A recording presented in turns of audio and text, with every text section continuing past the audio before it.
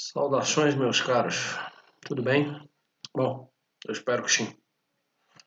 Bom, dando então continuidade aos nossos conteúdos, a gente vai trabalhar hoje com o poder da televisão.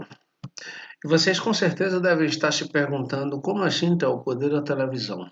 A gente quase não assiste mais televisão, mas as reflexões propostas nesse capítulo podem tranquilamente substituir a palavra ou o aparelho televisão pelo celular. Então, na medida em que eu for avançando na discussão e na reflexão desse conteúdo, vocês podem ir substituindo a palavra televisão, bem como o que a palavra representa, no caso o aparelho, pelo aparelho celular. Vamos adiante? A influência da televisão na vida das pessoas, ou a influência do celular na vida das pessoas.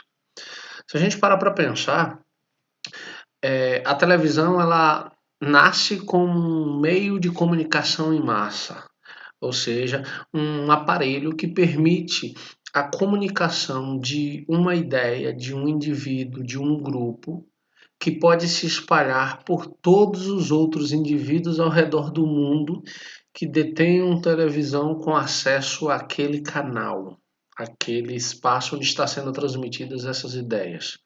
Logo, a televisão sim tem influência imensa, um impacto imenso na vida das pessoas quando ela surge enquanto meio de comunicação de massa.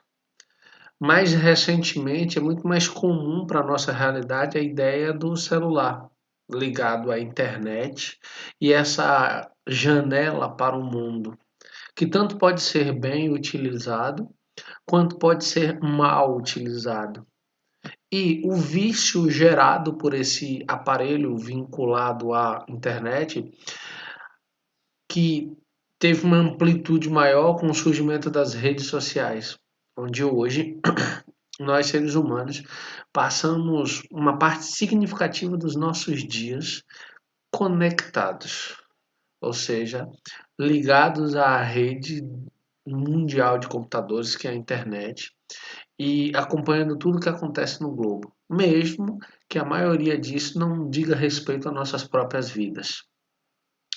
A segunda questão que eu trago para a gente debater este tópico é: pode a televisão ser responsabilizada pela reprodução da violência, principalmente entre crianças e adolescentes? Vejam bem, há uma discussão eterna sobre isso, mas percebam o seguinte: nós, seres humanos, somos formados a partir do contato com as diversas realidades que nos cercam. Nós aprendemos muito pelo exemplo, pela forma como as outras pessoas se comportam diante de determinadas situações.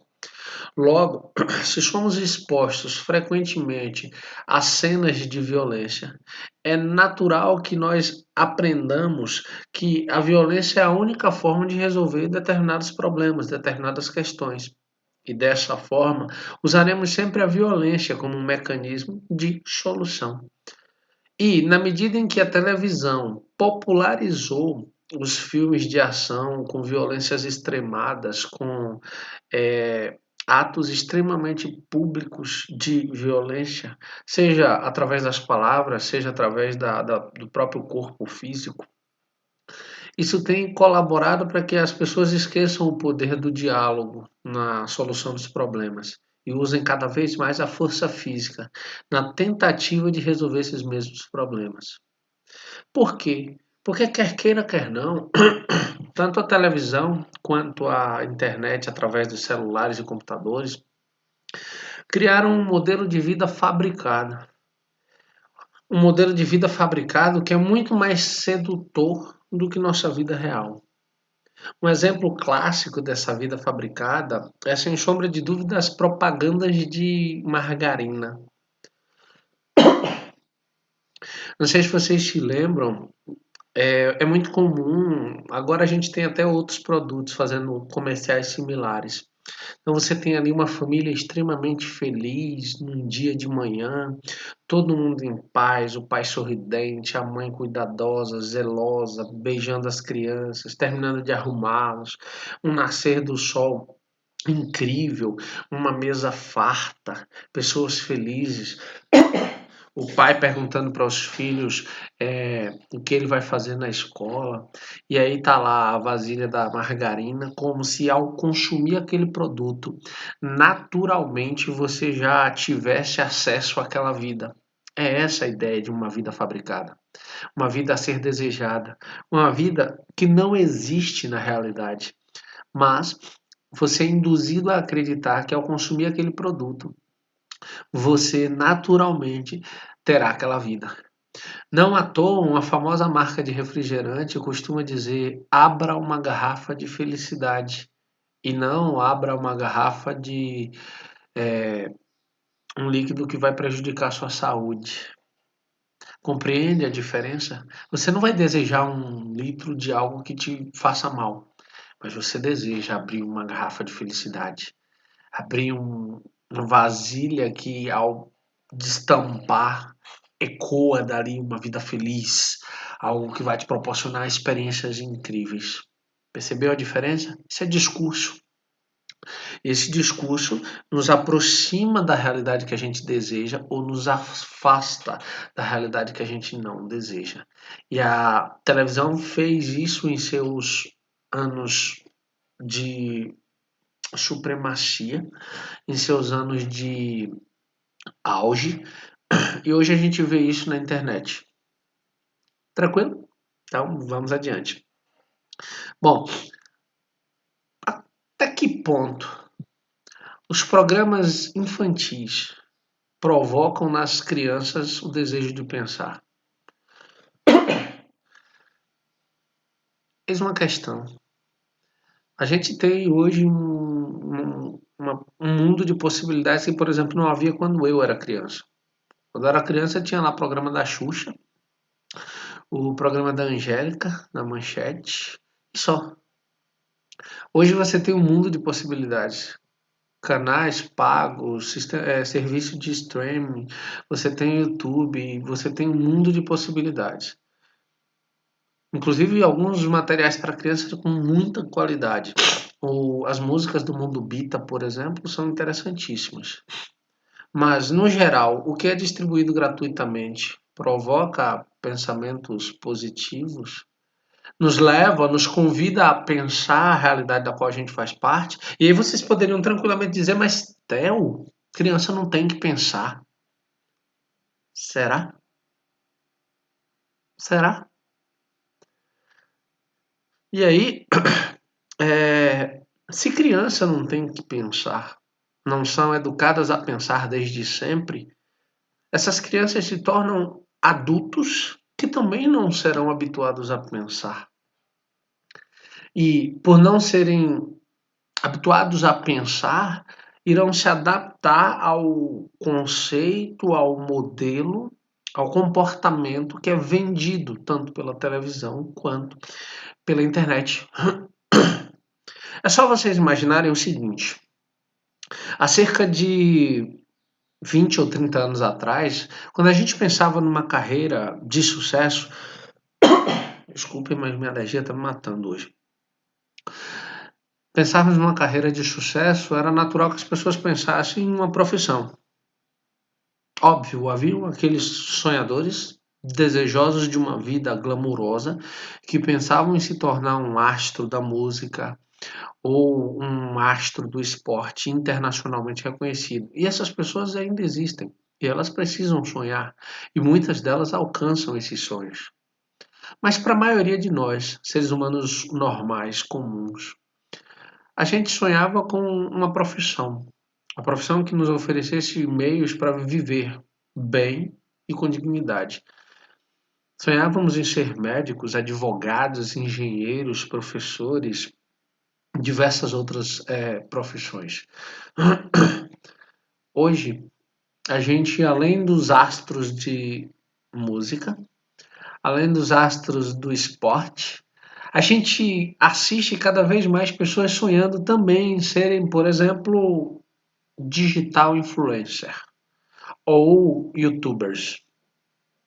E por desejarem tanto, e não é errado desejar, não é errado sonhar com isso, longe de mim criticar qualquer tipo de posicionamento nesse sentido, mas por conta dessa lógica a gente é inundado por canais e mais canais e mais canais e mais canais de futilidades, de coisas que nos mantêm dentro dessa rodinha de rato, dentro desse círculozinho de uma vida fabricada. Todo mundo nas redes sociais precisa parecer feliz, parecer viver uma vida perfeita, como aquela das propagandas de televisão de margarina. E aí a gente vive esse desejo inalcançável de uma felicidade permanente. Tranquilo até aqui? Deixa eu desligar meu celular aqui que tocou.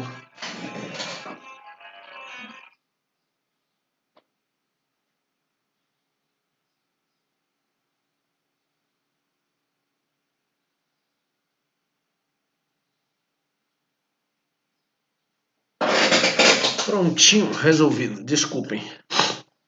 Bom, nós seres humanos desenvolvemos a linguagem. E a partir do desenvolvimento da linguagem, que nos permite nos comunicarmos entre nós mesmos, a gente foi buscando, por essa capacidade inventiva que é muito comum do ser humano, criar outras formas de nos comunicarmos com mais pessoas. Ao longo da própria história da humanidade, a gente pegou, por exemplo, criou, por exemplo, o sinal de fumaça, a gente criou as pinturas rupestres, a gente desenvolveu a arte como um canal de expressão e a gente chegou, por fim, aos canais de comunicação de massa. No princípio, o rádio, depois a televisão e mais recentemente a internet. Tudo isso com um único propósito, tudo isso com um único objetivo. Que objetivo era esse? Nos comunicarmos, estabelecer vínculos de comunicação. Dentro dessa lógica, então, a gente tem na televisão um elemento chamado de comunicação em massa. Por que comunicação em massa? Porque quando a gente pensa, vou pensar a maior emissora de televisão do Brasil, a Globo.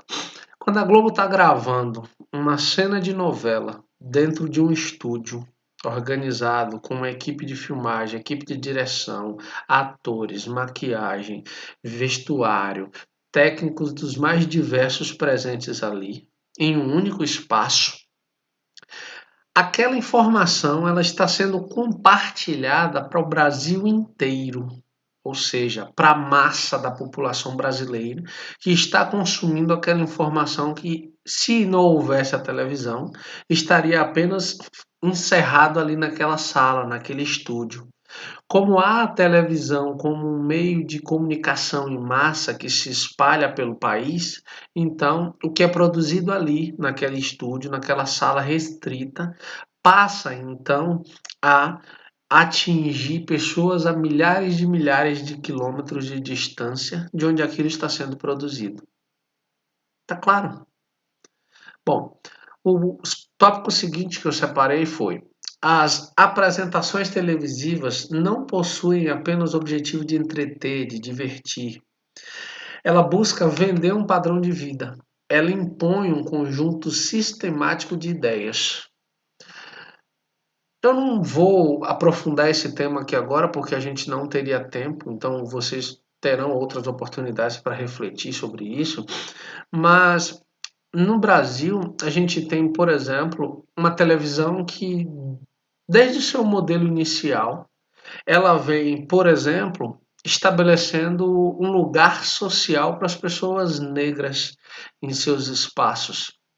Exemplo, a maioria das novelas, a maioria dos filmes que vocês tiveram a oportunidade de assistir na televisão nacional, o negro estava sempre como ou o empregado doméstico, ou o jardineiro, ou o motorista, ou o segurança, ou o marginal.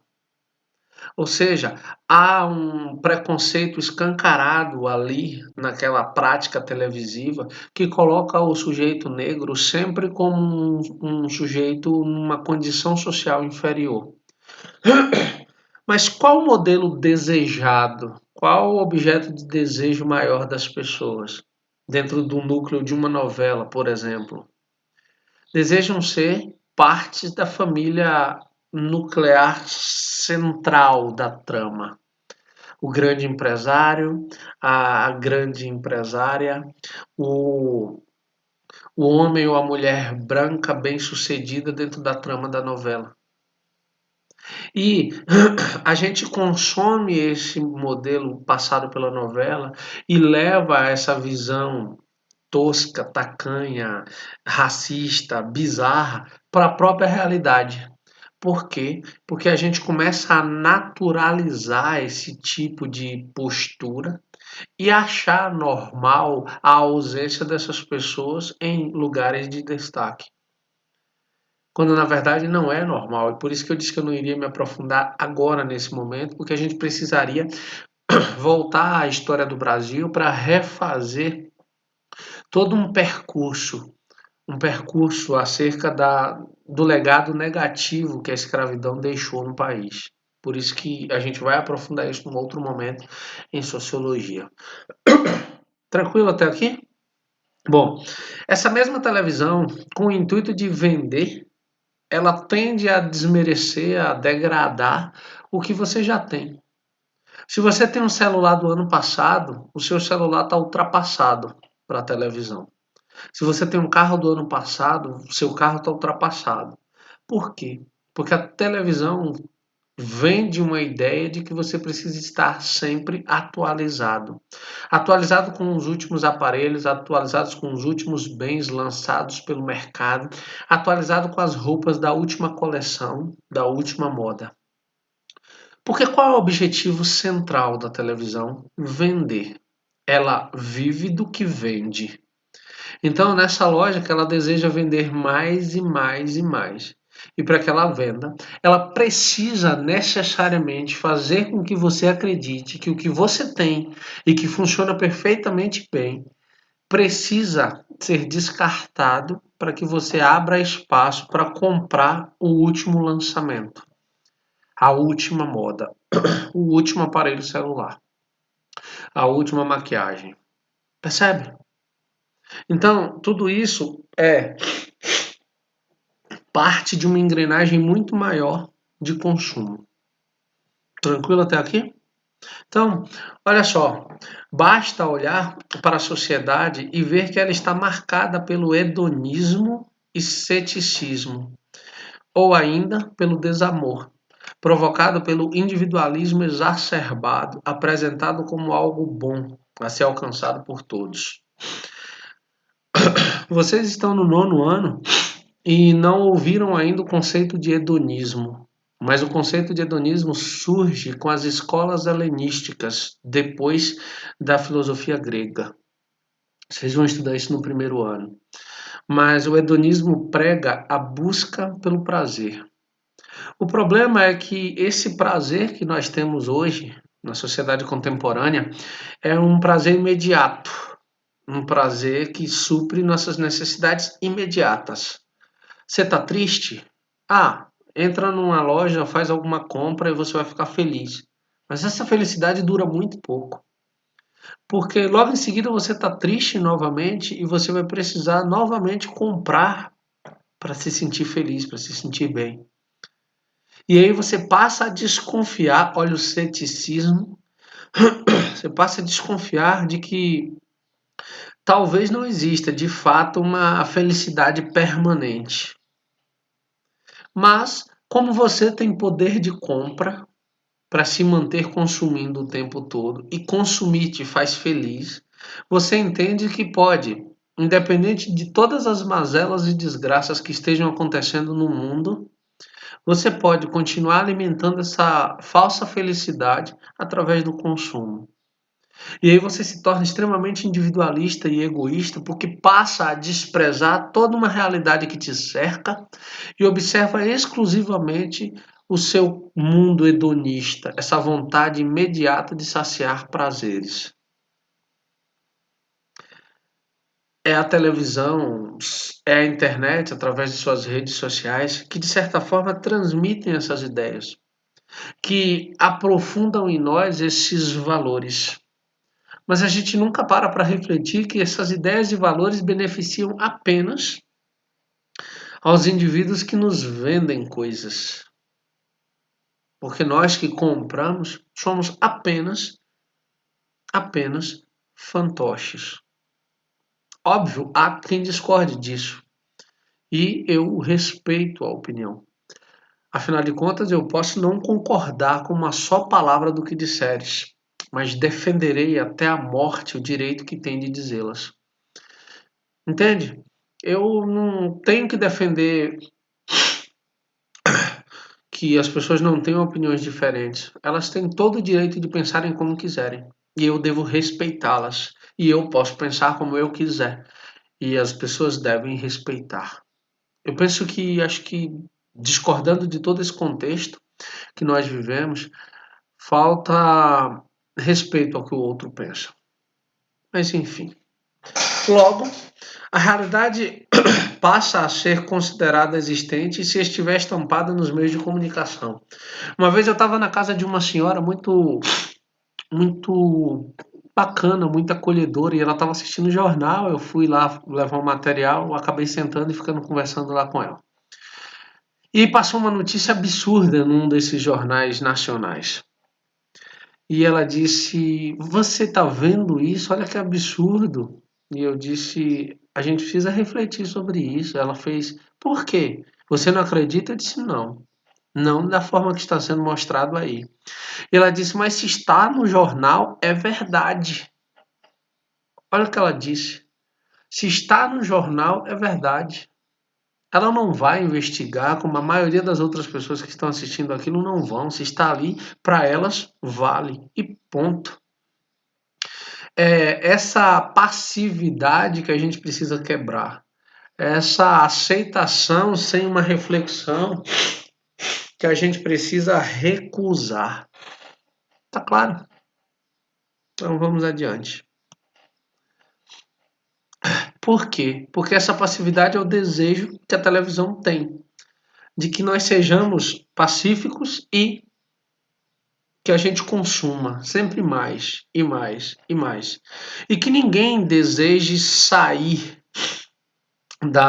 desse ciclo, dessa caverna que é a televisão, que são as redes sociais.